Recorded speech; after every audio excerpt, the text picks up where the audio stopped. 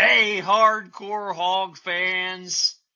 Rick DeWeese coming to you live with my best bud, George Waddell. What's up, buddy? Rick, this just keeps getting better and better. We've had three kings and an ace kicker now after this show. We've had Ron Calcagney, Kevin Scanlon, and our next guest is another one of those legends. And then the ace kicker, of course, Ish. I mean, but dude, I'm stoked about they're this. They're just not going to believe that we have. Let's just continue with the progression. We have Greg Thomas coming in, who's the most fantastic quarterback of my era, because this is when I was in Fayetteville. In 1985, listen, Greg Thomas was the first black quarterback to start a game for the University of Arkansas, which is an incredible feat in itself, leading the Razorbacks in his very first game at Ole Miss to a 24-19 victory. Bring Greg Thomas out of the locker room, brother. We need to see this fella. Yep. Ladies and gentlemen, what's up, fellas? Greg Thomas, my brother. How we doing today? I am good. Oh, it my is friend. all good. Look, you are a pioneer in Razorback football history, and arguably one of the best quarterbacks in Razorback history. Depending on which record. Now you got to add. I don't know who's taking that poll because I'm never in the top 10. I'm always like 16, so I'm trying to figure that one out. You know, shucks. Hey, just show them the scoreboard, man. Please, just show them the scoreboard. Yeah, Greg. let's look at the scoreboard. I know, because I say this. I don't believe people really know. I don't think they don't know. I don't think. Yeah. So how many you were the quarterback basically for 3 years, right? 4. Okay. 4 years. I mean, you were on campus. I mean, because you did play significant snaps your freshman year, right? No, but I played. I was a part of all them 7 victories. I was there, and honestly, if I played more, we would have won 2 more games. I promise you that. So I love it. Truthfully, I was a part of 35 wins. No one else can say that. I'm gonna disagree with. I listened to the Cal Cagney. I listened to the Kevin Scanlon talk, and very interesting. But we won 50 games. Thank you. During that period of time with me and Quinn. I had 35 of them. I was a part of 35. So give me a little bit of love. Dude, you're in the love zone. Listen, Greg, if I'm not mistaken, if I've done my homework right, I think you were 35-7. No, 35 and 12. Okay, remember? I thought it was 7. Okay. No, 35 and 12 because we were 7-4 my freshman year. Every game you participated in. These are games. Heck yeah. Yes, not started. Right. Now, started or whatever as the leader was 28. 35. Yeah. But 35 in the 4 years. Yeah, but with the games you started, maybe that was 28-7. Yes, sir. Yes, sir. That's about right. That's about right. Hey, because all I'm talking about is all day long, you were a bad son of a bitch. Well, I appreciate that. That's all I can tell you. I know. I appreciate it. And it was the most fun you could have. It was also some trying times, but, being a quarterback, it's going to be some trying times. And being a Razorback quarterback and with the expectation, especially what we had then, and we fell short 3 years, but we were 9-2 3 years in a row. And so I hope we can get to nine wins and 2 losses here in the next couple of years. So, but it was a great time to be a Razorback, great time to be on the hill. We were winning in basketball, we were winning in football, we were winning in track, playing in the College World Series. I got a chance to be around Coach Sutton first, then Coach Nolan Richardson, around Coach Hatfield, Coach Broyles, Coach DeBryan, Coach McDonald. I ran track for a semester. I'm telling you, I was around some of the best Razorback leaders of all time. And it was very, very special. About it. No doubt about it. Ken, you were in the Ken Hatfield system, and y'all ran that flex bone, bend don't break offense. And what I thought about you, and the coolest thing was you were the size of a running. Well, you were a running back. First of all, let's get that straight. But you were the size of a running back, and so they didn't know if you were going to pitch it, hand it off, keep it, or whatever. You were just as big as everybody else in the backfield, and just as dangerous when it came to running the football. It was fun too. Of course it was. It was fun, but I got hit every play. That's the downside to it. Getting hit every play. And you like to think that you're Superman. Nah. Boy, them big old houses coming at you, these big old trucks coming and waylay you, and they fall on you and they hold you down and they slam you down like championship wrestling. But yes, I grew into that size. In high school, I was 145 pounds, 5'9", 145 when I signed. And then when I reported, I was right at 6 foot, 197. So I gained like almost 50 pounds between the February date when I signed and August the 7th when I reported. Well, I mean, everything that you did in the backfield, and then you were the threat of stepping back and throwing it over the top a little bit was incredible. I mean, how did it feel to know? And I know I've been watching video. If you were keeping the ball, you were looking for the first guy to hit. Every time. You weren't trying to sidestep or roll around. You were looking for somebody to lay a helmet on because all you wanted to do was get back up and snap the ball again. Am I wrong about that? Well, you're about right, but against Thomas Everett, you try to find a way to get by him. That's right. You are going against Ed Jones, you try to find a way to get around him and not get hit. But definitely it was a challenge. It was a great time. I love that offense. And I just say this, if we had moved the ball 7 yards back and played the way they play today, I would have broke every daggone record there ever would have been. Because at 7 yards, I get the ball at 7 yards, it's just an entirely different ball game. I had it 2 yards within the line of scrimmage, running the ball, and I ran the triple option every time. I didn't have set plays. Right. So it was a triple option, and it was all according to alignment. So if they inside the tackle, we watch the tackle down. Now I'm on the defensive end, and I'm going to try to threat and the pitch if they come off on me. If they don't come off on me, then I'm trying to find a way to matriculate down the field. But give me the ball at 7 yards, and let me read a backside guard. Or I have an RPO, a chance to throw out of that. Man, I'd go crazy with this offense. Like Rick was saying, you were kind of the wild hog before the wild hog, but you really weren't, because what you were just saying is if you'd have been 7 yards back, that's kind of the wild hog where you catch the ball and you've got a whole field at your disposal. You can throw it, you can run it. Yeah, he's under center the whole time. Yeah. He's running the we did everything offense and doing those numbers. Yeah. Well, but hold up, George, Rick, listen, we also dropped back 7 yards. We also ran screens. My first year, everything was down the line. The second year, we incorporated the drop back portion of it. And then we had the shotgun the last 2 years.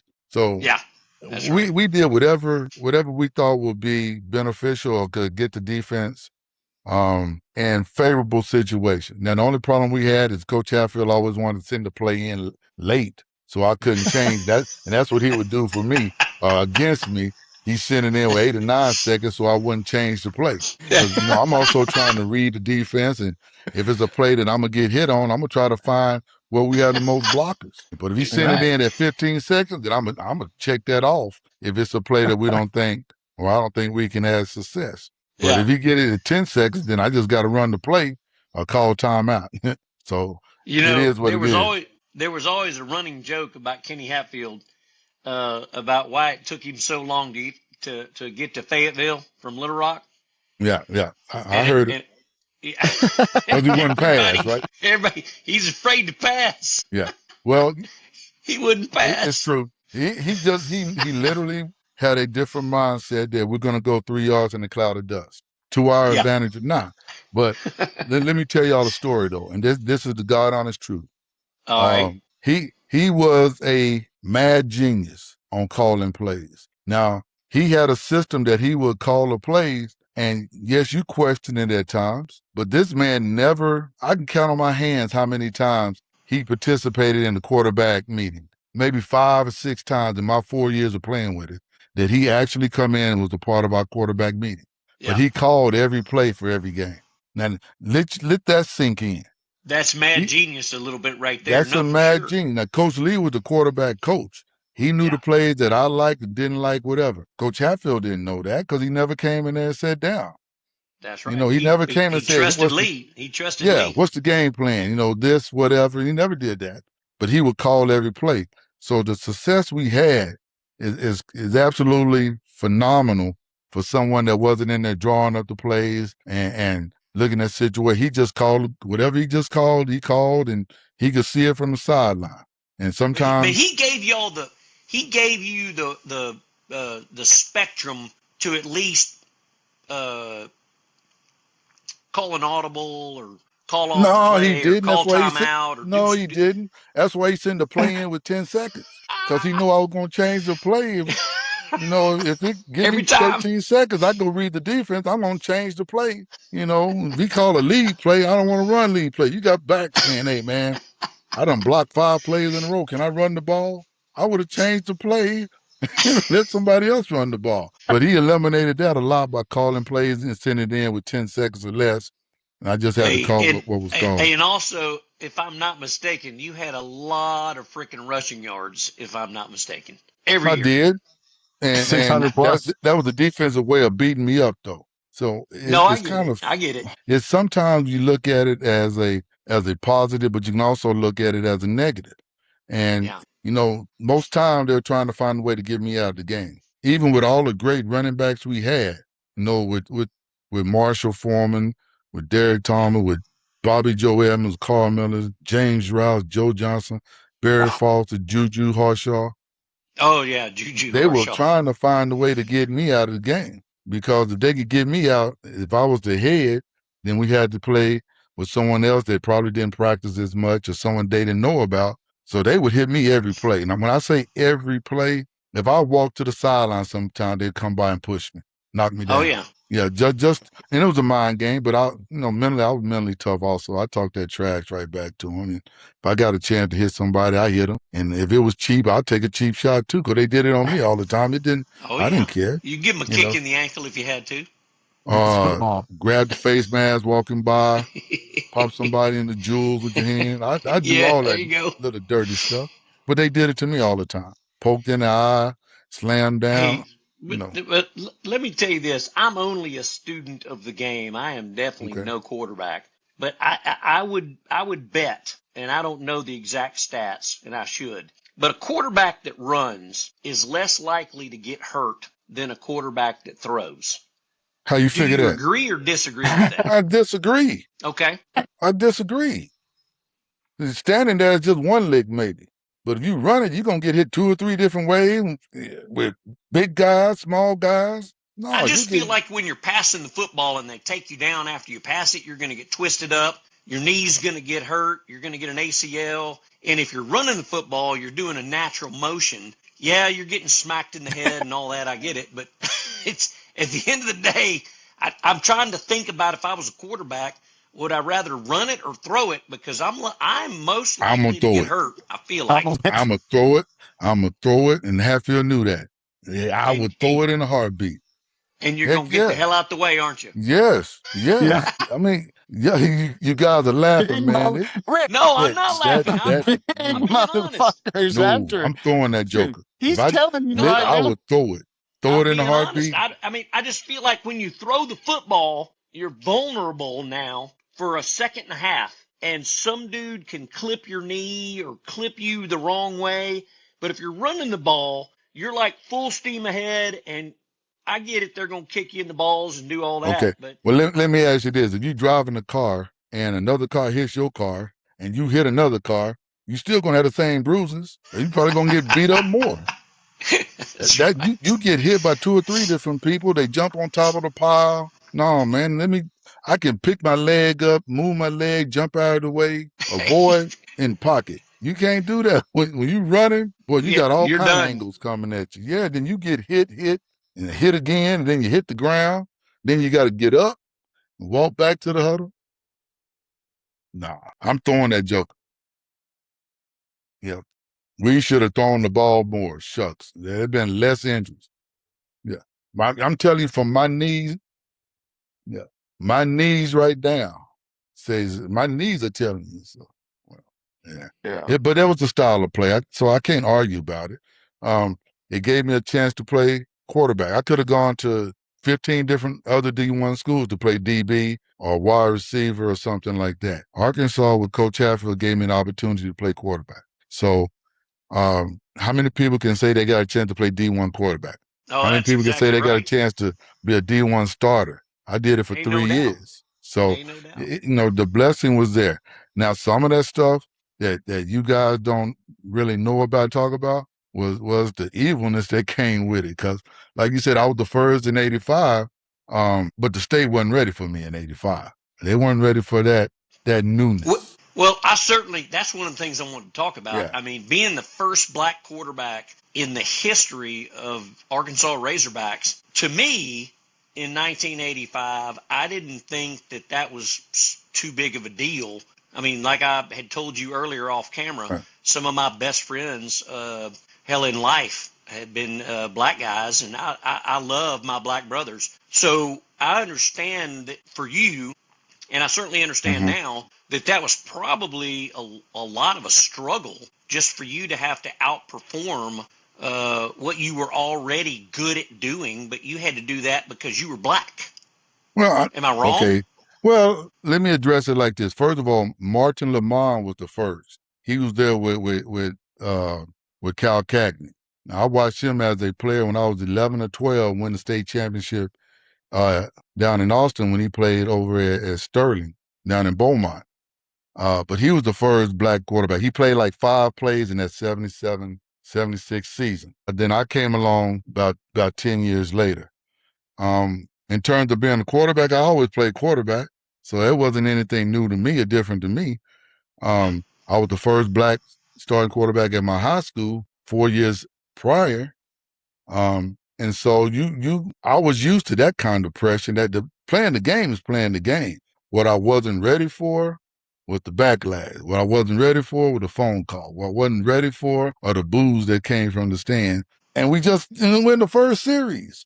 And I'm getting booed sometimes. What happened was it was too much hype. There was way more hype than there should have ever been, because you're just another dude playing quarterback like you've done all your life. So why the hell does it matter that you're black or white?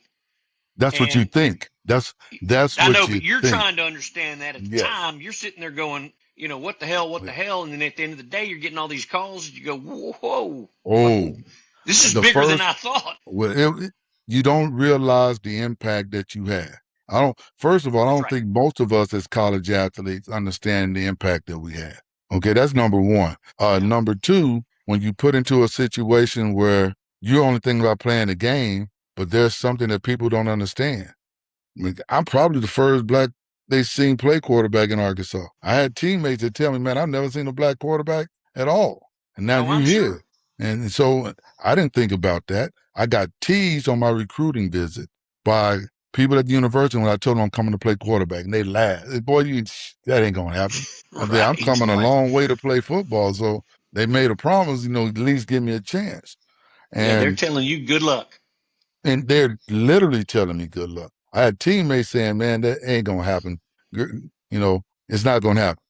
And then we go through the tour days and all that stuff. And I'm fortunate enough to be a little bit ahead of my time in terms of ability and knowledge, because I ran the same kind of offense. So the things that they were teaching to Brad and Danny Taylor, Brad Taylor and Danny Nutt and Doug Greenlee and those guys, I've been doing it for 4 years, in high school. So with that being said, I'm still wanting to play the position. I don't know what's going on. I had knowledge of the state of Arkansas. My parents are educators. My father went to the service, did some boot camp stuff up in around Fort Smith.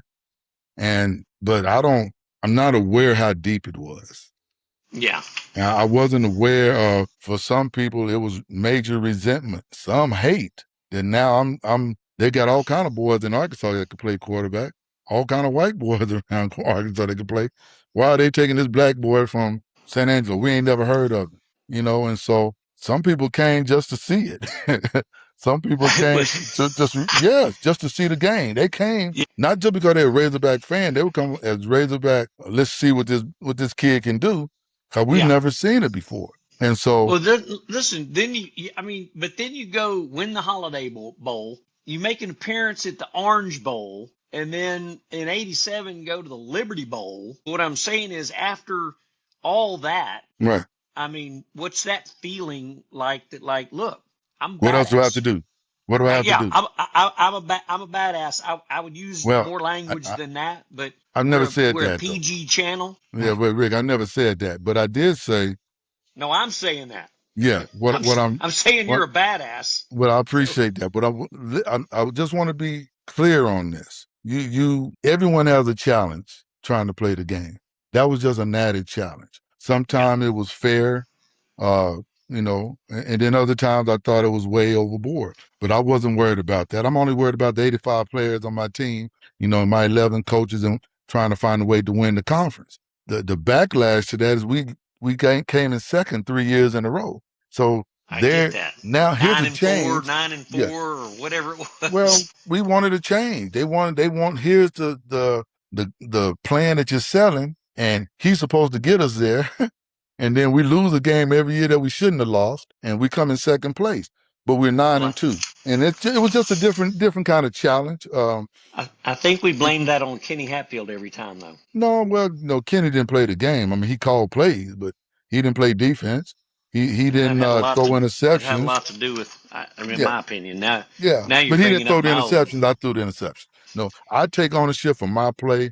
Dude, and our team. You only threw one intercept. Wait, hang on. Yeah, one interception. One.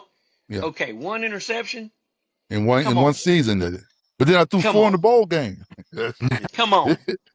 Okay, so it's pretty nice. Hey, Greg, you did. I want to reel a couple of things back, because we're talking about how great you are, and you are, but the thing that I want to know is, you are a guy from Texas, and you started out. When did you really fall in love with football? I mean, because I played Pee Wee football, a lot, and I played junior high football and high school football. I mean, did you in your town? Did you play like Pee Wee football, and that's where you fell in love with the game? Well, I played Pee Wee football through the Boys and Girls Club in San Angelo. That's where I learned all my competitiveness, not just from being at the Boys Club, but my parents presented that. But I played at the Boys Club, played football for the Boys Club through Blackshear, my school, played basketball, played baseball through Little League Baseball. And I was just one of those young men that enjoyed being away from home and playing ball. And that was my identity. And I had to learn to lose, and I didn't lose many games, so I had to learn how to accept that, because when I lost, I cried. And I got mad at every one of my teammates, and it dang near be a fight.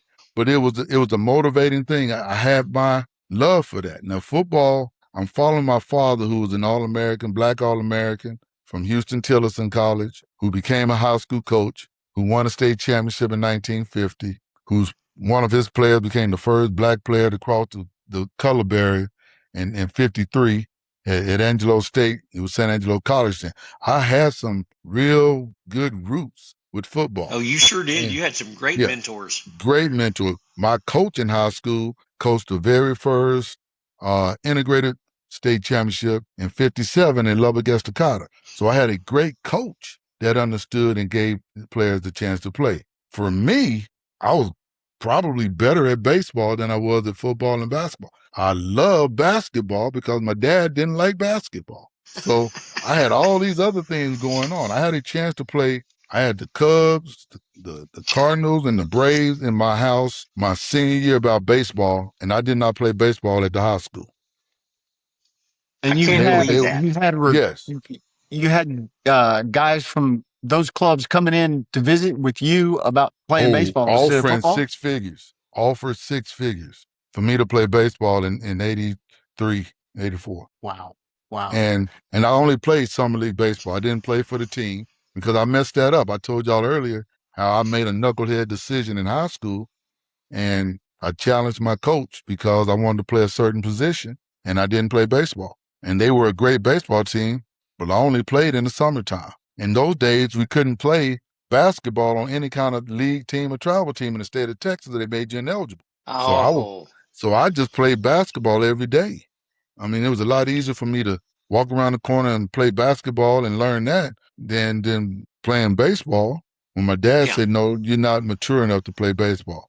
You got to travel. Somebody needs to go with you. I don't think you can handle that, so I want you to go to college." Yeah. So the decision was made, but the college choice wasn't made until Baylor backed out, and then all of a sudden I'm struggling. I need to find a place. Coach Hatfield was looking for his 25th scholarship in his first year, and my coach called Coach, and Coach Hatfield flew in. We flew in to Angelo, signed, and then then I'm back now. I'm a Razorback. I never fell in love with a Razorback till I got there. Here's a good question. Did they bring you in as a quarterback, or did you come in as an athlete? No, quarterback. I was promised a chance to play quarterback. Not only that, I was promised a chance to play as a freshman. And here's a cool story too. So in my class, I had Steve Atwater, Scott Saunders, McIntyre, some all-state quarterbacks out of Kansas City and St. Louis, and one out of Louisiana. All right. And so we go through the tour days, and I'm running a familiar offense. So I'm way ahead of these guys. They have to learn how to step and move and, bend. I do this every day. So during the tour days, I emerged pretty quick. They move Atwater to defense, Saunders to tight end, McIntyre somewhere else. So of the 4 or 5 quarterbacks there, I'm getting all the reps during the freshman workout. 4 days later, the upperclassmen come. That's Brad Taylor, Danny Nutt, Rodney Ford, Doug Greenlee, and a couple, Mark Calcagney, right? Yeah. And I'm told that on my recruiting visit in the whole summer, I have a chance to come in and be the backup quarterback as a freshman. Now, you're going to eat that up. Who's not going to eat that up? I'm going to believe it. I'm going to trust it.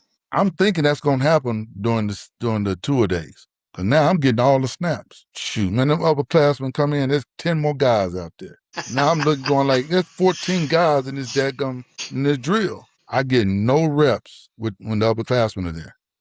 All right. So I talked to Greenlee and Munson, and they say they go down period 3, 4, and 5. They go down to the scout team. Okay. I'm sitting on the sideline, my hand on one knee, my hand on my helmet, watching the upperclassmen go through the same drill that I was doing, 3 days earlier, everything. Yeah. I get no reps. So I go down to the scout team and I ask them, can I run the scout offense? All right. They say, yeah. So I get in there and we have a little bit of success, correct? And, you make the defensive coordinator upset when you run a play and they gain yards or we complete a pass. So he would say, run it again. So we run that same play again and I throw it to another receiver. And then Coach Goldsmith just got crazy mad. I said, run the same play again. I ran the same play. I just threw it to a different receiver.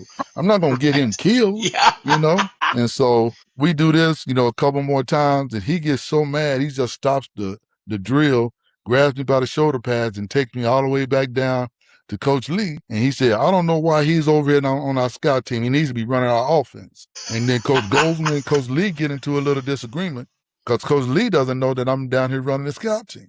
But why is he going to know that? He can't. He's over here trying to coach up Brad, Danny, Rodney Ford, Calcagney.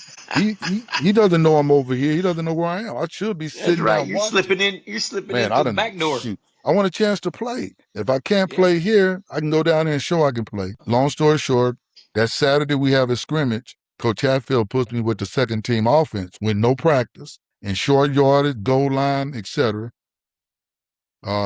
I show a little bit more than what I did off of cards. I'm traveling the first week.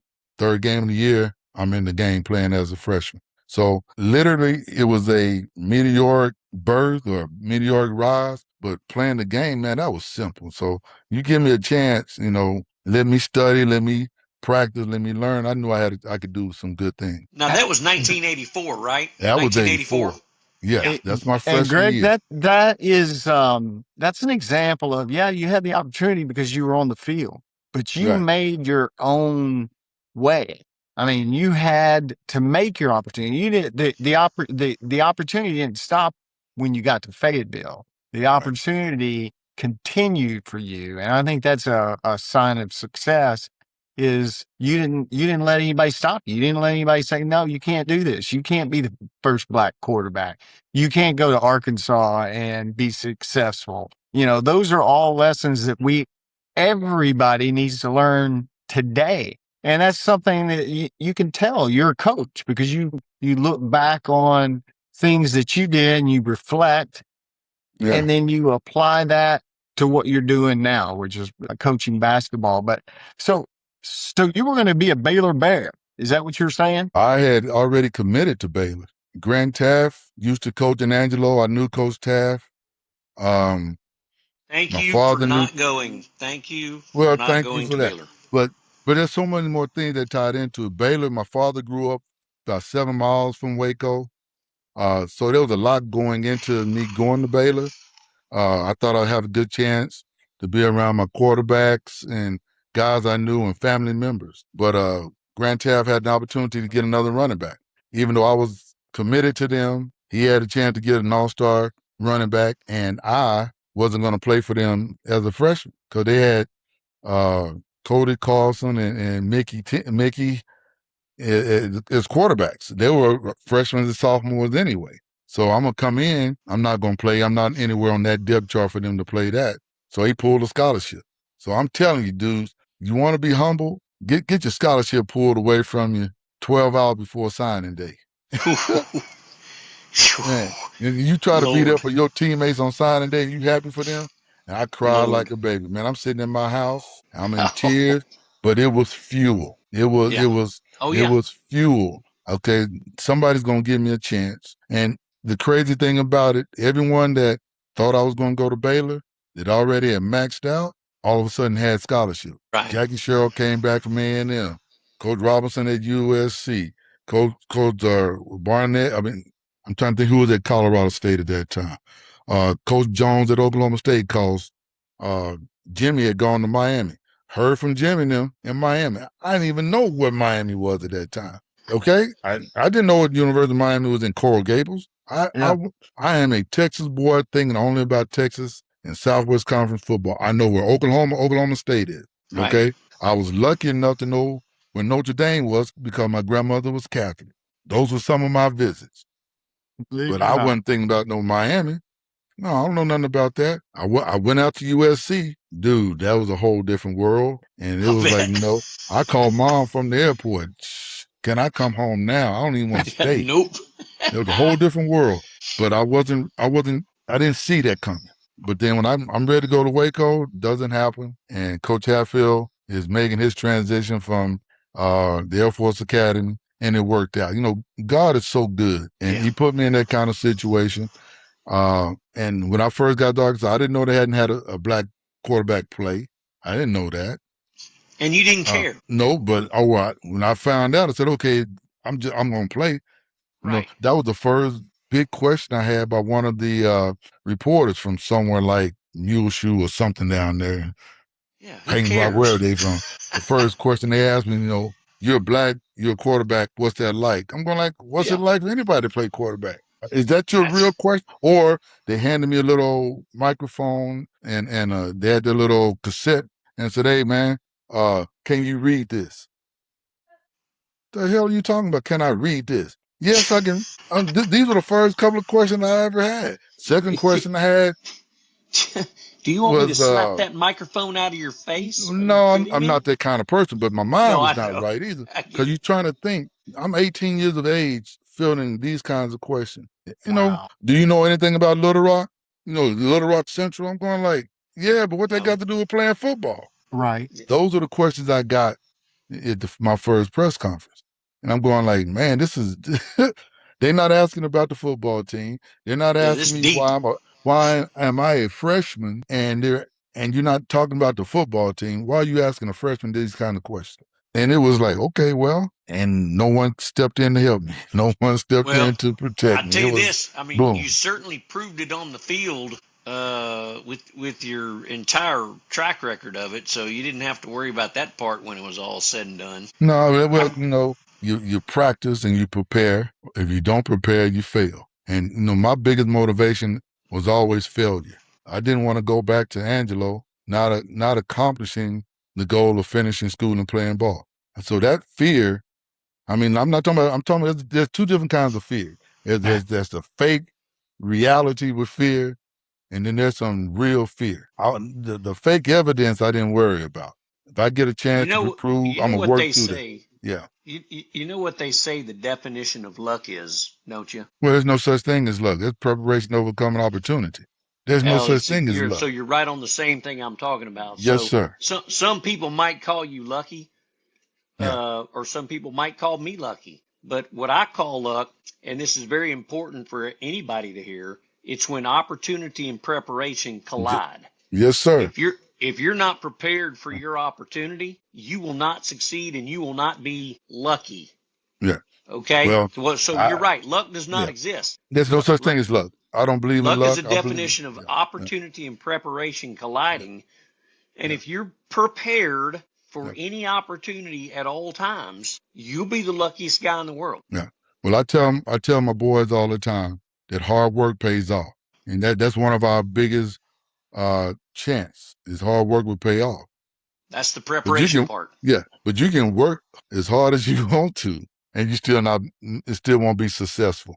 You have to prepare to be successful. Yeah. So everything has levels to it. And most times we don't appreciate it. And I make this reference as I do when you see that trophy up there with that ball. Being a part of a state championship team was my number one goal as a coach. And for maybe 19 years, I didn't appreciate the process. I didn't appreciate the real sacrifices and the preparation. Because you're trying to do so much, you're trying to cram so much, you're trying to be successful. You don't understand what it really takes. Mm-hmm. And then I was fortunate enough to be around a group of young men that had the same buy-in, that had the same mentality, that had the same work ethic, and were skillful and were great. And we won 40 games in a row, came to Fayetteville, destroyed all them teams up there, coming back to Fayetteville this year to do the same thing. But great feeling. I enjoyed that championship year. I took a big step back because we knew we had a chance. And I didn't take stats. You know what I'm saying? I didn't miss the dunks because I was doing something else. I didn't miss the diving for the ball. I didn't miss the extra pass because all that preparation allowed for us to be successful together. And then you understand what that process is. And now let me back it up. Let me back it up just a tad for you. Okay. Because I do want to get into your coaching because I know you're a great, successful coach. But I want to kind of go back to the beginning. And I'm going to start all the way back at Arkansas. Okay. You were a pretty big mentor to Quinn Grovey as he was coming up. You were on your way out and he was on his way in. And you were one of his biggest coaches at the end of your tenure there. Tell me a little bit about that and how that kind of got you motivated to move into coaching, or if it did. Well, it did not. Let's say that. Okay. But let me say it like this.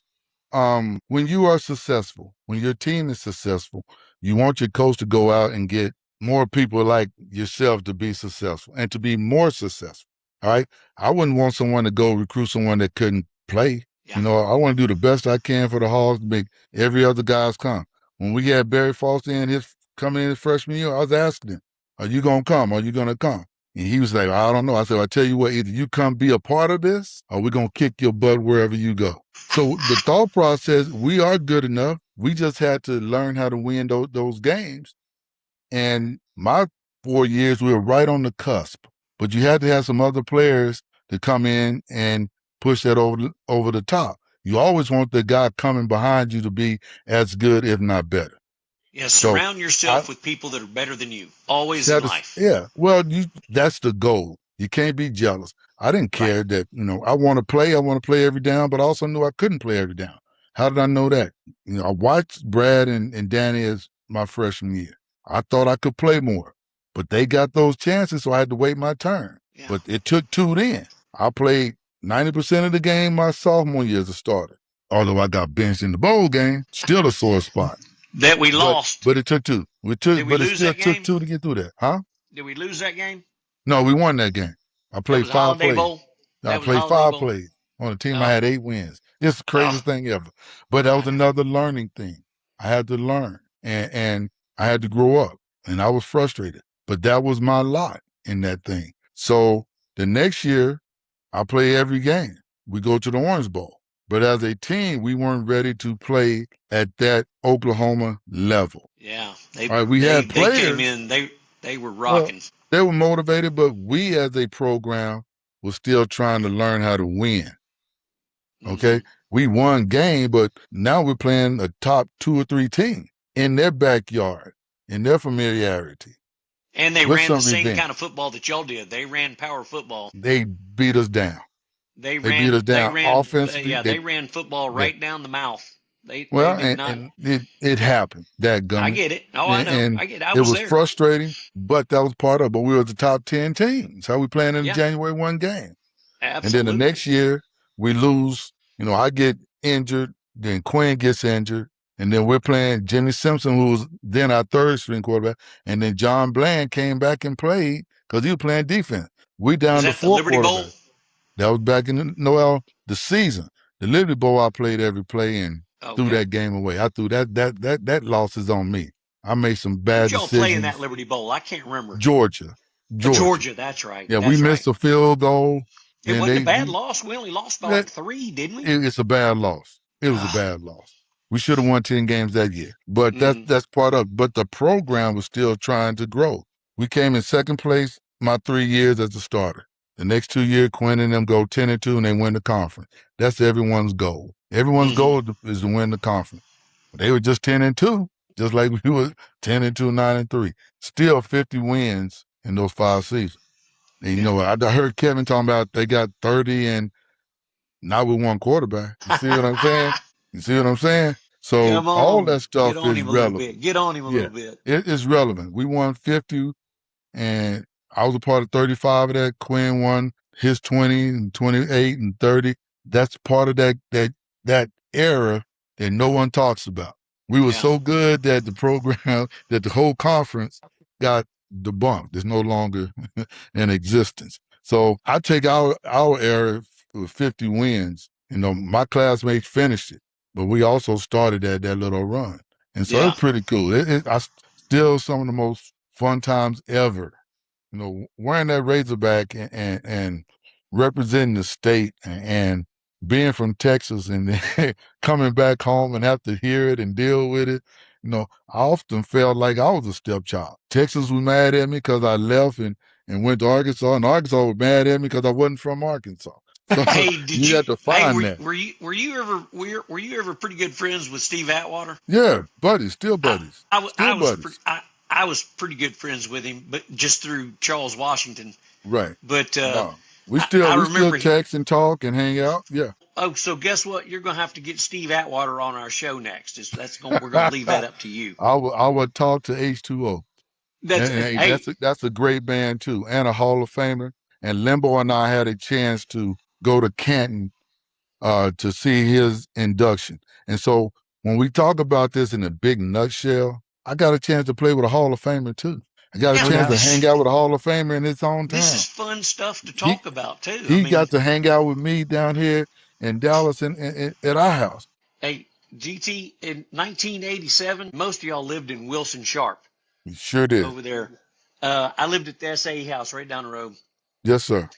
Atwater had a navy blue Buick Cutlass, and the license plate said AT. Yeah, Atwater. That was it, Atwater. That was Atwater. ATH2O. Well, I went to a football game when he was with the Broncos, and he gave me tickets. He called, "Hey, G, you in town?" I said, "I'll drive up." So we drove up to the game, watched the game, and people were trying to get his attention, right? And they're going like, Steve, turn around, Steve Atwater, turn around. He wouldn't turn around. Yeah. So I walked down and hey, H2O, she turns that head around. Oh, absolutely. Because that was a brotherhood and a friendship. Only people that really know him would call him by that nickname. And so that brings up another great point, and I want you to hear this. My brother has tickets at the Razorback Stadium that are on the front row, right there in the end zone where the Hogs run out. Right. It's where every celebrity stands before they give you an award. Right. It's where anybody is around, right? Atwater was there. It was a year or two ago. Atwater came for an award or something they were giving him at the stadium. He had this big kick-ass necklace around his neck. I don't even remember what it was. But you're right. Everybody was yelling, "Hey, Atwater!" They're trying to get a picture with him, right? And I looked over and I went, "H2O!" And he walked straight over to our seats because I'm right on the wall. Right. And I said, "Hey, brother," I said, I went to school here with you. You might remember me. I told him my name. And he's, "Oh, hell yeah." He gets in there and we group hug with my kids. Right. And he gets a good picture. But you're right. I said H2O. And he was like, "What?" Who's calling me? That's how we all had nicknames, you know. Yeah. And then like mine was GT, just the regular initial. But only I know. If my teammates call me GT, boom. I know if someone yells at that, I know that someone is more than a fan or someone that they would have, because those are some special initials. And when I hear it just takes you back to a different time. Well, it's like Charles Washington. I told you he and I were great friends, and he goes by Chuck Washington, but I call him Chucky. That's right. Chucky is the name. Yes. So it doesn't matter wherever I go. I mean, you can say Charles or Chuck or whatever, but you go Chucky, he'll turn around and look. Yes. He's like, "That's my boy right there." Yes, sir. Yeah. I love it. Well, so I'm glad that we've made this connection with you. I absolutely. Absolutely. So we needed to get back. We need to get back to because there's a couple of things, because we do have a few minutes left here, and I wanted to cover a couple of things because I think there were some things that were. First of all, you're an author, right? Yes, sir. And so tell us about first of all, tell us about your book, and then what inspired that, because I can't imagine writing a book. Well, first of all, thank you for mentioning that, because every once in a while I just get to going, man. I talk all day about any and everything. But the first book is No Doubting Thomas, Hog Whisperer, My Arkansas Experience. I talk about most of these experiences that we discussed today. Talk about the friendships, the relationships, the ups and downs and everything, but it's my Arkansas experience. It is also going to be, we're in the final stages of a documentary on it right now with Sauced Up, with Demetrius. We're going to finish that pretty quick. The book did pretty dang good. Go get a copy. No Doubting Thomas, Hog Whisperer, My Arkansas Memoirs. You can get it anywhere. Amazon, Barnes & Noble, Walmart. I'm all over it. Lulu, you can get that. But the book won 5 awards through the indie industry. Did pretty good. And he just has a lot of Arkansas experiences. Talk about my hometown, how I got where I am, my relationship with, I have a chapter called King of the Hill, and I mentioned that earlier with talking about Coach Broyles, Coach DeBryan, Coach Richardson, Coach Hatfield, Coach McDonald. I was just with a great group of men when I was at Arkansas. My second book, which is blowing up as we speak, is about that state championship team, and it's called #Making Believers. It is a 16-time award-winning book. Get that. That's going to be a movie in about 3 or 4 years. I'm trying to work that out right now. But it is a great story about 14 young men and 5 coaches in a 3-year period that ultimately was a state championship. And I get deep. I share personal stuff with it. It's told through my eyes as a coach, and what I learned and what I tried to share as an assistant coach. Head coach has his duty, but our head coach at that time, Coach Wester, he allowed us to do the other things. He's going to steer this ship. He divvied out responsibilities. He allowed us to put in our personalities. We traveled. We played 31 to 40 games on the road. We played out of state twice. Like I said, we won 40 games in a row, played in a national tournament, and 5 of those guys are playing D1 basketball. So it's a great story shared about our Plano East community and how that state championship galvanized, and we did something that hadn't been done in Plano East on our side of town, and it's win a state championship. Beautiful thing, beautiful story, both of them. You can pick those books up online. You order from me at gregthomasconnect.com. I'll send you an autographed copy. There you go. If you go to the rest of them, well, you're kind of out of luck. That's what I'm doing. There you go. I want my autographed copy. Yeah. But if you order it through me, you get an autographed copy. But that's gregthomasconnect.com. But it was an opportunity to share. For me, it's therapeutic. English is one of my favorite things. I read every day. And we're not just players. that's the coolest thing also. I graduated in 3.5 years because I had great tutelage. I had great parents that stressed academic as well as athletic. I had some of the best mentors and coaches you could ever have. I pay it forward because they paid it for me. I stand on some great, strong shoulders that makes Greg Thomas who he is. I had great parents, a great sibling. I got a great wife. Rebecca over here, she is pretty much saved my life and gives me more inspiration every day. And you know, you're lucky sometimes when you find somebody that loves you as much as you think you love yourself. She loves me way more than I deserve to be loved. And I'm so appreciative of what she brings, not only to me, but to our family.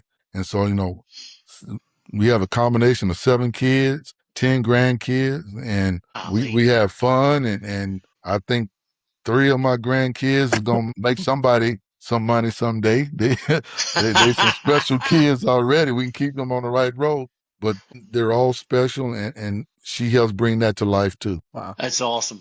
I love it. What a great story. What a great story. And Greg, paying it forward, like you were saying, that seems to be a running theme with all the players that we're talking with, is how willing and, you know, when I think back to college, there's always, you know, good times and bad times, hard times, things that you learn about.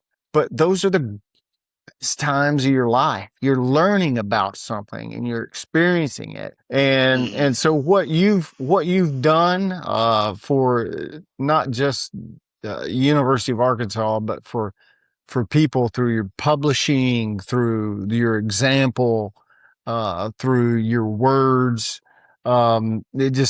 it makes me proud that you're a Razorback. Absolutely. Well, thank you. Hey, I am a proud Razorback. I got right here on my chest. Yeah, I've seen it everywhere back there. I know. That's what I'm talking about. Yeah. You ranking the best ever. So don't get that wrong. From your lips to God's ears to somebody else is making sure it happens.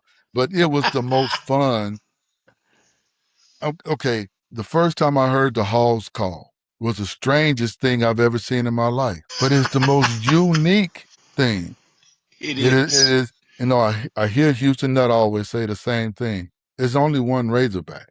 You know, there are all kind of tigers and lions and eagles, and bears and but there's only one Razorback. Now, when you put that into perspective, that uniqueness is unison. Man, we need to find a way to make it work again. And I don't know how we do it. I'm honest. It's hard being a Razorback and a Razorback fan here in Texas. And Texas is being successful and we're struggling. Hopefully we get there again. We don't need to hope. This new football we coach. No, we don't need to hope. We need expectations met. You know, we need more than hope. We need to find those players. We need divine intervention then. Yeah, we need that. It's not a hope. Whole bunch of people hope for stuff. We need to be putting stuff into action and building it and revitalizing a once very proud program. That's what we need to do. And we need to get the people in there that can do that. Hey, so we've been trying to get defensive players. Oh, sorry. We were running over the hour. I was going to tell him we've been trying to get defensive players on here, and I think Steve Atwater is going to be the candidate that you need to focus on and recruit him to our show. He'd be fantastic.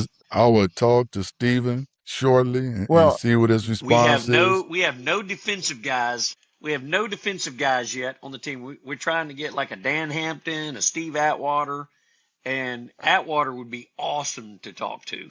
I would talk to my brother shortly and see I if we can appreciate make that, that my friend. connection. But I also, I told you got limbo. Just let me know some of the guys you want to get on, and I have a lot of those numbers, and because I stay in contact with a lot of guys, we go back every April to hang out.